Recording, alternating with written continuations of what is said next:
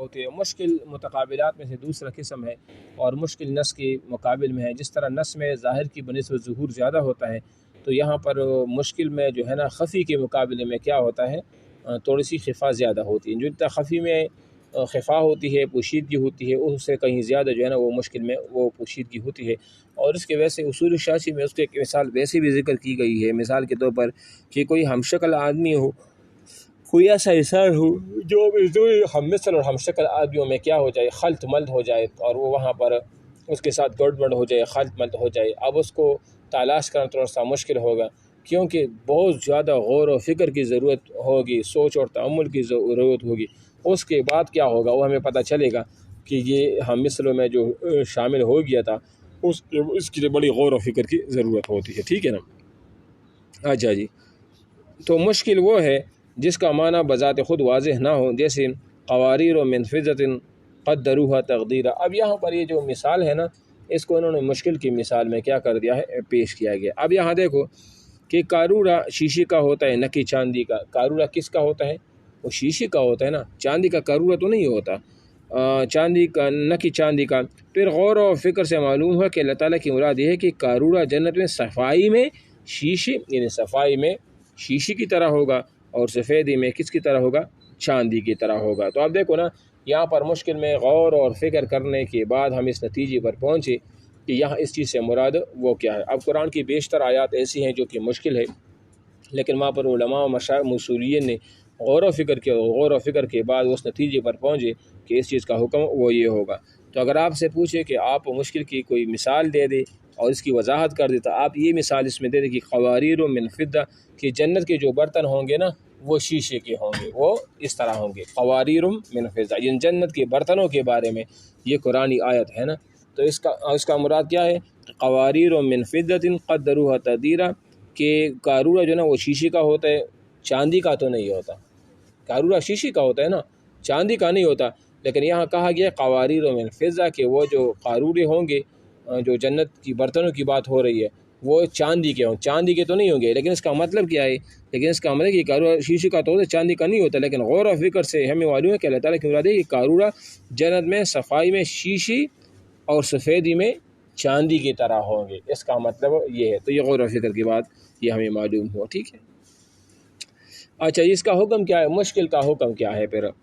تو مشکل کا حکم یہ ہے کہ اس کے حق میں ہونے کا اعتقاد رکھنا اور اس کی مراد جاننے کے لیے غور و فکر کرنا واجب ہے، اور غور و فکر کے بعد مراد واضح ہو جائے تو پھر اس پر عمل کرنا بھی واجب ہوتا ہے۔ اب دیکھو، ظاہری بات ہے، کوئی آیت قرآن مجید کی ایسی نہیں ہے کہ مثال کے متشابہات کے علاوہ، متشابہات پر تو ہم اسی طرح ایمان رکھتے ہیں جس طرح رکھنا چاہیے، لیکن مشکل پر ہمارا ایمان یہ ہوگا کہ جب غور و فکر کے بعد جو معنی متعین ہو جائے گا نا، اس معنی کو متعین کے بعد اس پر ہمیں عمل کرنا کیا ہوگا؟ وہ واجب ہوگا۔ یہ اس کا حکم ہے، ٹھیک ہے نا۔ اچھا جی، اس کے بعد ہے مجمل۔ مجمل کیا ہے؟ مجمل وہ ہے جس میں اس درجہ ابہام ہو کہ خود شارع یا متکلم کی وضاحت کے بغیر وہ نہ رہ ہو سکے، جیسے رفع نہ ہو سکے، دور نہ ہو سکے، جیسے اقیموا الصلاۃ وزکوٰۃ۔ اب یہ مجمل ہے۔ اب دیکھو میری بات سنو، مجمل اجمال سے ہے۔ اب دیکھو یہاں پر مجمل وہ ہوتا ہے اس میں خفی سے بھی زیادہ کیا ہوتے ہیں؟ خفا ہوتی ہے۔ اللہ تعالیٰ قرآن میں فرماتے ہیں کہ اقیموا الصلاۃ آتوا الزکوٰۃ، نماز ادا کرو اور زکوٰۃ دے دو۔ اب ہمیں نماز کی تفصیلات اور زکوٰۃ کی تفصیلات قرآن مجید میں کہیں پر بھی بیان نہیں ہوئی ہے، ٹھیک ہے، یا اور ایسی بہت سی چیزیں جن کی تفصیلات قرآن مجید میں بیان نہیں ہوئی، اجمالاً اللہ تعالیٰ نے ان کا ذکر کر دیا ہے۔ اب جب تک خود شارع اللہ تعالیٰ کہیں دوسری جگہ پر آیات میں، یا خود شارع سے مراد نبی علیہ الصلوٰۃ والسلام کی ذات مبارکہ ہے کہ جب وہ اس کی تشریح نہ کرے تب تک ہم اس کو جو ابہام ہوتا ہے، جو پوشیدگی ہوتی ہے، اس کو ہم دور نہیں کر سکتے۔ تو جب اللہ تعالیٰ کے نبی نے نماز کی تفصیلات بتا دیے تو وہ جو اجمال تھا وہ دور ہو گیا، جو ابہام تھا وہ دور ہو گیا، اور زکوٰۃ کے جو تفصیلات بیان ہوئی تو زکوٰۃ کے تفصیلات کے بعد آتوا الزکوٰۃ میں جو تفصیلات تھی وہ اللہ کے نبی نے بیان فرما دی، لہذا اس وجہ سے جو ابہام تھا وہ بھی کیا ہو گیا؟ وہ دور ہو گیا، اور وہ مجمل جو ہے نا بعد میں کیا ہو جاتا ہے؟ وہ مفسر بن جاتا ہے۔ تو مجمل جو ہے نا یہ کس کے مقابل میں ہے؟ مفسر کے مقابلے میں، ٹھیک ہے۔ تو یہ کہتے ہیں قیامت الصلاۃ اور ایتاء زکوٰۃ کی کیفیت اور شرائط اور احکام اس آیت سے معلوم نہیں ہوتی، اس لیے یہ مجمل ہے۔ لیکن جب بعد میں متکلم نے، اللہ تعالیٰ کے رسول نے اس کی تفصیلات بتا کہ صلو کما رأیتمونی اصلی، نماز اس طرح جیسے کہ میں ادا کر رہا ہوں، اس کا قیام کس طرح ہوگا، رکوع کس طرح ہوگا، سجدہ کس طرح ہوگا، فرائض واجبات بعد میں جو بیان ہوئی ہیں، تو یہ پورا طریقہ جو ہے نا یہ اللہ کے نبی نے ہمیں سکھایا ہے۔ لہذا یہ مجمل تھا، لیکن یہ بعد میں آپ علیہ السلام کی تفسیر سے کیا ہوا، مفسر بن گیا، تو یہ ہوا گیا، ٹھیک ہے۔ اچھا جی، اس کے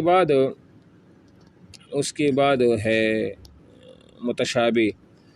متشابہ وہ ہے جس کی مراد یقینی طور پر معلوم نہ ہو اور اب اس کا جاننا ممکن بھی نہ ہو۔ متشابہات دو قسم کی ہیں۔ اب دیکھو نا، کل یہ تقریباً 2-3 دن پہلے میں نے اس پر لیکچر بھی دیا تھا۔ متشابہات وہ ہیں جس کی مراد یقینی طور پر معلوم نہ ہو اور اب اس کا جاننا بھی جو ہے نا وہ ممکن نہ ہو، لیکن اس پر ہمارا ایمان کیا ہوتا ہے، وہ واجب ہوتا ہے۔ بات سمجھ آ رہی ہے نا؟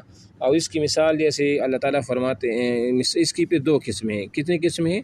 2 قسمیں ہیں۔ نمبر 1، صورتوں کے شروع میں آنے والے حروف مقطعات جیسے الف لام میم، نون اور کاف یا عین صاد اور صاد نون وغیرہ، یہ جو حروف مقطعات حامیم، یہ جو ہے نا اس کو حروف مقطعات یہ کہا جاتا ہے۔ اس پر میں نے ڈیٹیل سے تفصیل بتائی تھی۔ نمبر 2، اللہ تعالیٰ کی صفات جو کتاب و سنت میں بیان ہوئی اور ان کے ظاہری کیفیت مراد نہیں ہو سکتی، جیسے ید اللہ فوق ایدیہم یا فاوحینا الیہ ان اصنع الفلک باعیننا۔ اب یہ دیکھو یہاں پر گیا جیسے وجہ کا لفظ اللہ کے لیے، عین کا لفظ اللہ کے لیے، ساق کا لفظ اللہ تعالیٰ کے لیے، جو پنڈلی ہے، منہ ہے، چہرہ ہے، ہاتھ ہے، ید ہے، ان الفاظ کا استعمال جب اللہ تعالیٰ کے لیے ہوئے تو یہ متشابہات کی دوسری قسم میں آ جاتے ہیں، جس کا لغوی معنی تو معلوم ہو لیکن اللہ تعالیٰ کے لیے اس کا استعمال کرنا وہ جائز نہ ہو، بلکہ ہم اس میں تعویل کر لیتے ہیں۔ ہم اس میں کیا کرتے ہیں؟ تعویل کرتے ہیں۔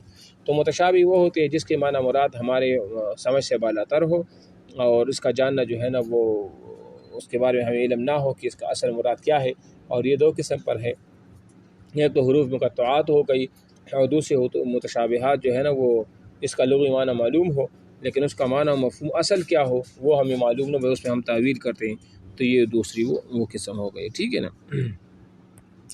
اچھا، متشابہ کا حکم کیا؟ متشابہ کا حکم یہ کہ ان کے حق ہونے کا ایمان رکھا جائے اور انہیں کیفیت اور حقیقی مراد کو علم الہی کے حوالے کر دی جائے کہ اس سے کیا مراد ہے، بس یہ ہم اللہ تعالیٰ کے سپر کر لیتے ہیں نا۔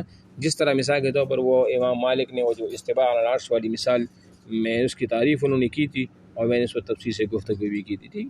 ایسا کہ یہ صفات وارد اللہ تعالیٰ کے لیے ثابت ہیں لیکن اللہ تعالیٰ کی شان کے مطابق جس سے اللہ ہی واقف ہے، جس سے اللہ تعالیٰ کی صفات ہے کہ وہ متکلم ہے، کیسے متکلم ہے، وہ سمع ہے، وہ سنتا ہے، اب کس طرح کی وہ سنتا ہے، وہ بصیر ہے، اللہ دیکھتا ہے تو کس طرح کی دیکھتا ہے، اللہ قادر ہے، قدرت رکھتا ہے تو کس طرح کی قدرت رکھتا ہے۔ اب یہ چیزیں ایسی ہے نا کہ اللہ تعالیٰ کا سمیع ہونا، سننا، بصیر ہونا، دیکھنا، علیم ہونا، علم رکھنا، یہ اللہ تعالیٰ کی شان جس طرح وہ موافق ہونا ہماری ذرا نہیں ہے، ٹھیک ہے نا۔